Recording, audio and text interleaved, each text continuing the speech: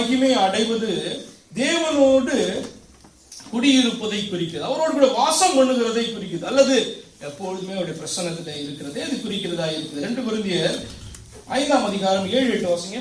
இந்த தேகத்தில் குடியிருக்கையில் கர்த்தரிடத்தில் குடியிராதவர்களாய் இருக்கிறோம் என்று அறிந்தும் எப்பொழுதும் தைரியமாய் இருக்கிறோம்.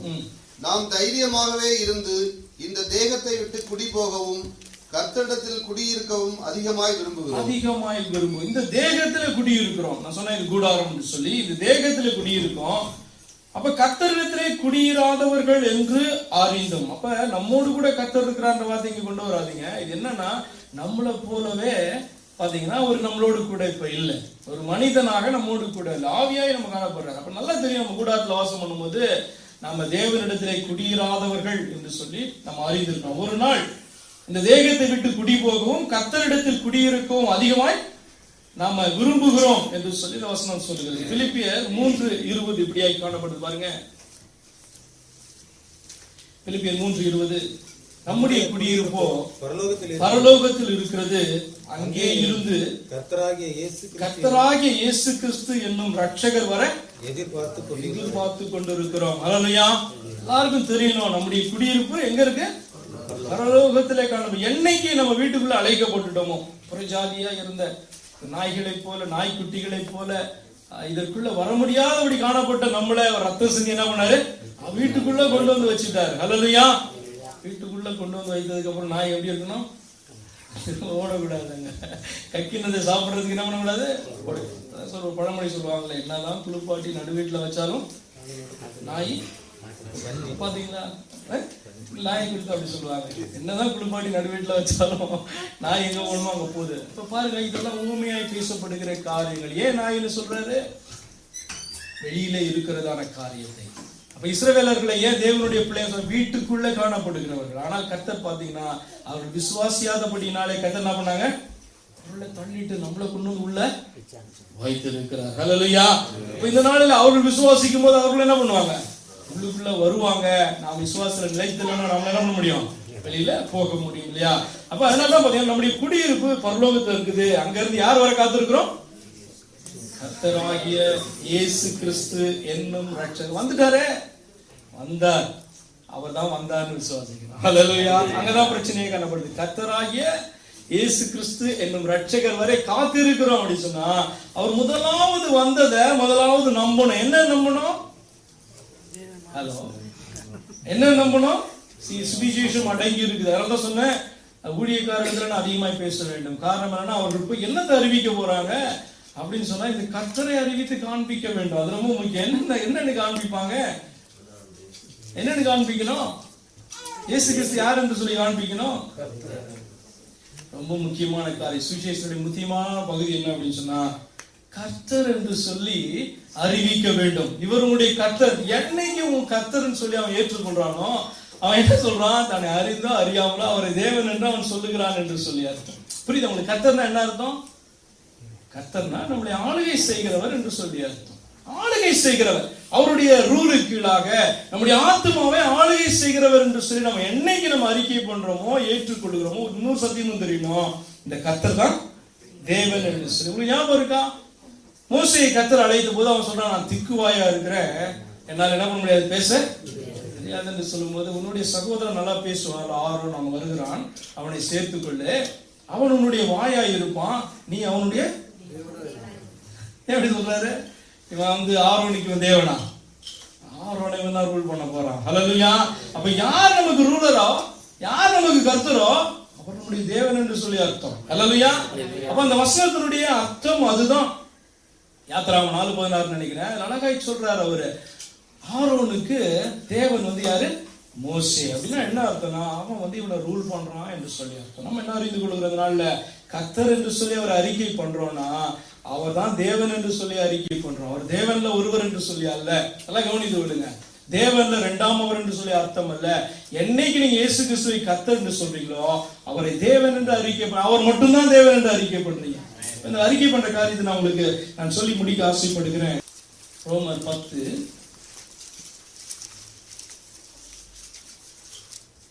பாருங்க, 9வது வசனம்.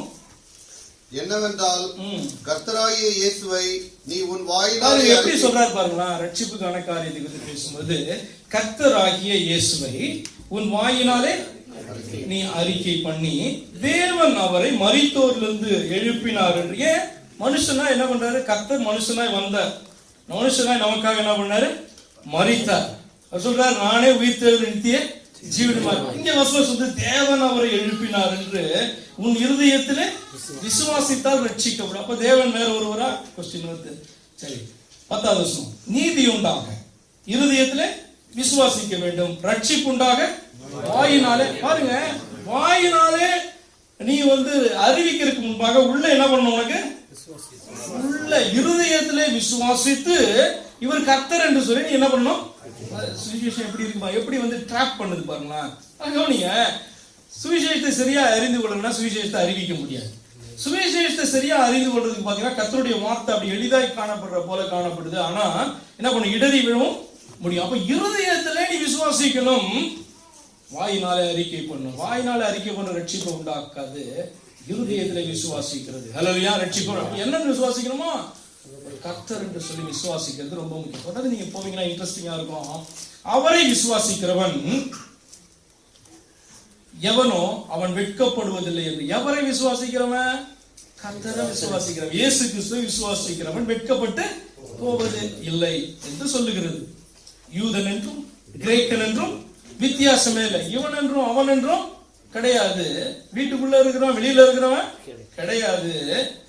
எல்லாரையும் பாருங்க, தொடர்ந்து பாருங்க, வித்தியாசம் இல்லை. எல்லாருக்கும் கர்த்தரானவர் தம்மை தொழுது கொள்ளுகிற யாவருக்கும் என்ன போட்டிருக்கு? தேவனை தொழுது கொள்ளுகிற யாவருக்கும் வசனம் சொல்லல. இங்க கர்த்தர்னு வெளிப்பட்ட இவர் மேல நீ விசுவாசத்தை வைக்கணும். இவரை நீ தொழுது கொண்டாதான் என்ன பண்ற? தேவனை தொழுது கொள்ளுகிற என்று சொல்லி அந்த வசனம் சொல்லுகிறது. 12வது வசனம் திரும்ப வாசிக்கிற 2வது பகுதியை. எல்லோருக்கும், கிரேக்கன் இவன் அவன், நம்ம பார்த்தோமே கபடான ஊழியக்காரர், வெளியில இருக்கிறதான புற ஜாதியா இருக்கிறவன், சுண்ணத்துக்காரனா இருக்கிறவன், யாரா இருந்தாலும் சரி, எல்லாருக்கும் கர்த்தரானவர் தம்மை தொழுது கொள்ளுகிற யாவருக்கும் ஐஸ்வர்ய சம்பன்னராய் இருக்கிறார். ஹல்லேலூயா. ஆதலால் கர்த்தருடைய நாமத்தை தொழுது கொள்ளுகிற எவனும் எப்படி வந்து ட்ராப் பண்றாரு பாருங்க. உங்களுக்கு இப்ப நீங்க அப்படியே மேல போய் பாருங்க, கர்த்தர் யாருன்னு உங்களுக்கு யாரதான் தொழுது கொள்ளணும்? தேவன் ஒருவர் தான். தேவனாகிய கர்த்தர் ஒருவர் தான் தொழுது கொள்வதற்கு பாத்திரராய் காணப்படுற. இயேசு கிறிஸ்து சொல்லி கொடுத்தாரு. இங்க வசனம் சொல்லுகிறது, இந்த இயேசுவை என்ன பண்ணணும்? கர்த்தர் என்று இருதயத்திலே விசுவாசித்து அறிக்கை பண்ணணும். நீ யூதனா இருந்தாலும் சரி, கிரேக்கனா இருந்தாலும் சரி, கர்த்தரை தொழுது கொள்ள மாட்டேங்குவானா? கர்த்தரை தொழுது கொள்ள மாட்டான். ஏன்? இன்னொருத்தர் பிதாவா இருக்கிறார், அவர் வேற, இவரோட பெரியவர். அவரு எப்படி காமிச்சு கொடுப்பாங்கன்னா, அவர் பெரியவர், அவர்கிட்ட போனா என்ன பண்ணலாம்? நீ கிடையாது, பெரியவர் தானே இறங்கி இருக்கிறாரு. புரியுதா உங்களுக்கு? தேவன் என்ற வார்த்தை எல்லா இடத்திலும் நிரம்பி இருக்கிறவரை குறிக்கும். தேவன் எல்லார் மேலும் எல்லாரோடும் இருக்கிறார். ஹல்லேலூயா. அந்த தேவன் என்ன பண்ணாரு? மனுஷனாக வெளிப்பட்டார் அப்படின்னு சொன்னா அங்க இல்லையா? எல்லா இடத்திலும் இருந்து கொண்டே மனிதனால் என்ன பண்ண முடியும்? அவரால் வெளிப்பட முடியும். வெளிப்பட்டவரை கர்த்தர் என்று சொல்லி விசுவாசிக்க சொல்லுகிறது வேதம். அந்த கர்த்தரை தொழுது கொள்ள சொல்லுகிறது வேதம். தொழுது கொள்ள முடியுமா? எவ்வளவு பேர் தொழுது கொள்ள முடியும்? யாரை தொழுது கொள்றதுங்க? அதுலயே பிரச்சனையை என்ன பண்ணிட்டான் பிசாசு?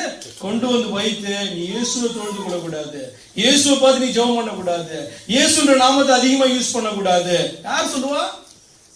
பிசாசு தான் சொல்லுவான்னு வெளியே வேற யாருமே என்ன பண்ண மாட்டான், சொல்ல மாட்டான். அல்லது இயேசுவை ஏற்றுக்கொள்ளாத எவன் வேணா என்ன பண்ணுவான்? இந்த வார்த்தையை சொல்லுவான். இயேசுவை உயர்த்துகிறார்கள், கிறிஸ்துவை உயர்த்துகிறார்கள். அப்ப பாருங்க, நான் சொன்ன சபை வந்து எங்கேயோ போயிடுச்சு. இந்த நாமம், ரட்சிப்புக்காய் கொடுக்கப்பட்டிருக்கிற நாமம் நம்ம சபையிலிருந்து விலக்கப்பட்டதா இது காணுது. அநேக கிறிஸ்துவோடைய மத்தியிலிருந்து விலக்கப்பட்டதா. அப்ப உங்களுடைய வேலை பெருசா இருக்கா இல்லையா?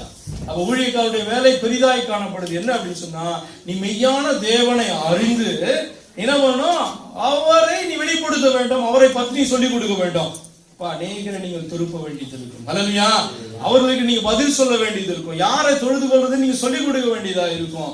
அப்ப ஆண்டவர் நீங்க சொல்றாரு, விசுவாசிங்க, நீங்க அவருடைய மகிமைக்குள் பிரவேசிக்கும்படியாய் அழைக்கப்பட்டதான தேவனுடைய ஜனங்களாய் அவர் காணப்படுகிறீர்கள். ஹல்லேலூயா. 14வது வசனம் தொடர்ந்து போனீங்கன்னா எப்படி இருக்குன்னா, அவரை விசுவாசியாதவர்கள் எப்படி அவரை தொழுது கொள்வார்கள்?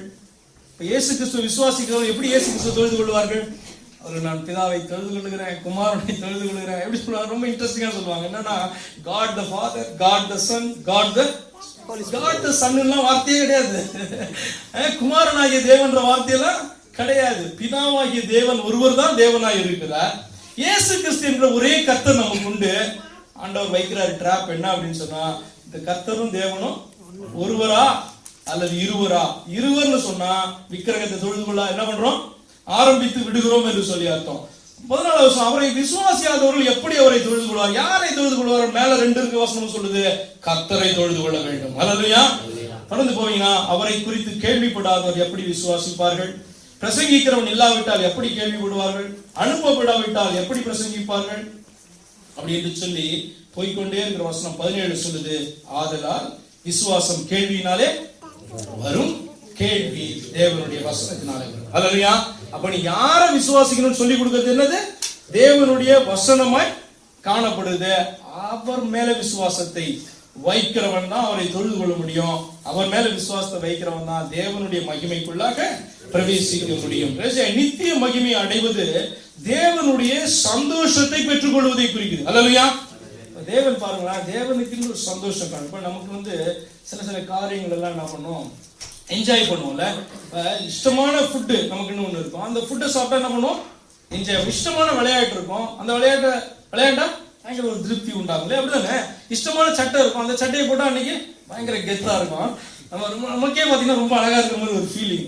என்ன அப்படின்னு சொன்னா, நீ என்ஜாய் பண்றாத அப்படின்னு சொல்லி என்ஜாய் பண்ற. அப்ப தேவனுடைய சந்தோஷம் என்று சொல்லி உண்டு, அது நிறைவான சந்தோஷம். அல்லேலூயா. தேவனுடைய சந்தோஷத்தை நீ என்ன பண்ணுவ? அந்த சந்தோஷத்தை நீ பெற்றுக்கொள்ள. எவ்வளவு ஆச்சரியமான காரியம் பாருங்க. எடுத்து வாசிங்க மத்தேயு 25:21 வசனம். மத்தேயு 25. அவனுடைய எஜமான் அவனை நோக்கி நல்லது, உத்தமமும் உண்மையும் உள்ள ஊழியக்காரனே, உத்தமமும் உண்மையுமான ஊழியக்காரனே, கொஞ்சத்திலே உண்மையாய் இருந்தாய், அநேகத்தின் மேல் உன்னை அதிகாரியாக வைப்பேன், உன் எஜமானுடைய சந்தோஷத்திற்குள் பிரவேசி என்றான். அல்லேலூயா. பாருங்க இப்படிப்பட்ட வார்த்தை, உண்மையும் உத்தமமான ஊழியக்காரனேன்றது ரொம்ப இன்ட்ரெஸ்டிங்கா நமக்கு பிடிக்கும். ரொம்ப அப்படி இருக்கணும் அப்படின்னு சொல்லிட்டு. ஆனா அதனுடைய பலன் பாருங்க எப்படி அவர் கொடுக்கிறாரு அப்படின்னு சொன்னா, உன் எஜமானுடைய சந்தோஷத்திற்குள் பிரவேசி. அல்லேலூயா. நம்ம யாரா இருந்தாலும் ஒரு இடத்துலதான் வைத்திருப்போம்ல, வீட்டுக்குள்ள நம்ம விடுறதுனா கூட என்ன பண்ணுவோம், எங்க யார் உட்காரணும் அப்படிதான் நம்ம வைப்போம். சிலருக்கு மாதிரி தான் பாத்தீங்கன்னா கிச்சன் வரைக்கும் வர்றதுக்கான அந்த உரிமை காணப்படும். அப்ப சிலருக்கு தான் பாத்தீங்க அப்படின்னு சொன்னா நம்முடைய பிரைவேட்டான இடத்துக்குள்ள வர்றதுக்கு கூட உரிமை காணும். சொந்த இது சாதாரண வீட்டுல காணப்படுறோம். அப்படிதான் இறுதி வைக்கிறோம். சிலர் பாத்தீங்கன்னா ஒரு லெவல்ல என்ன பண்ணிருக்கோம், ஒதுக்கி வைத்திருக்கோம்ல.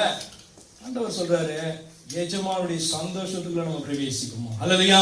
அவருடைய சந்தோஷத்துக்குள்ள எதையுமே அவர் மறைத்து வைக்க மாட்டார். அவருடைய சந்தோஷம் நமக்கு பூரணமாய் கிடைக்கும். அப்ப தேவனுடைய மகிமைக்குள்ள நம்ம பிரவேசிக்கிறோம் என்று சொன்னால், எஜமானுடைய நம்முடைய தேவனுடைய சந்தோஷத்துக்குள்ள நம்ம பிரவேசிக்கிறதான நாள் பாருங்க. முடிக்க போகிற விசுவாசித்தால் தேவனுடைய அல்லேலூயா.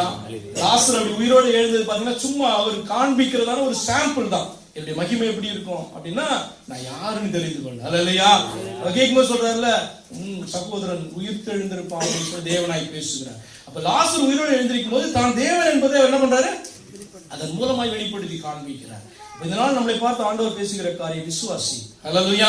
இந்த வருஷத்தினுடைய வாக்குத்தத்தம் மாத்திரமல்ல, உன்னோடு கூட நான் செய்யும் காரியம் பயங்கரமாய் இருக்கும் என்பது மாத்திரமல்ல, இன்னும் உனக்கு அதிகமாய் அவரை குறித்து என்ன பண்ணுவாரு, இங்க இருக்கும் போதே அவர் வெளிப்படுத்தி காண்பிப்பார்.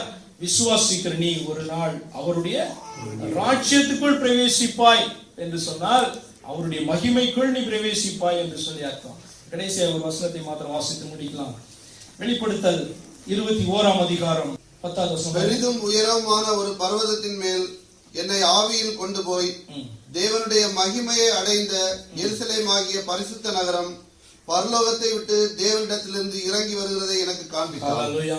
நீங்க வாசம் பண்ண போகிறதான இடம், நான் வாசம் பண்ண போகிறதான இடம் என்ன அப்படின்னா, ஒரு புதிய பூமியில கர்த்தர் என்ன பண்ண போறாரு, நம்மளை வைக்க போகிறார் என்று தெரியும். ஆனால் அந்த பூமியில காணப்படுகிற வாசம் பண்ணுகிற இடம் எங்கிருந்து இறங்கி வருதா, பரலோகத்தை விட்டு அது பூமிக்கு இறங்கி வருகிறதா. அது எப்படி இருக்கிறது என்று சொல்லி அவர் சொல்லுறார். 2வது வசனத்துல அந்த காரியத்தை சொல்லுகிறது அவர். 10வது வசனம் சொல்றாரு, பெரிதும் உயரமான ஒரு பர்வதத்தின் மேல் என்னை ஆவியில் கொண்டு போய் தேவனுடைய மகிமையை அடைந்த எருசலேம் ஆகிய பரிசுத்த நகரம் பரலோகத்தை விட்டு தேவனிடத்திலிருந்து இறங்கி வருகிறது கண்டேன் அப்படின்னு அவர் சொல்றாரு. காண்பித்தான் அப்படின்னு சொல்றாரு.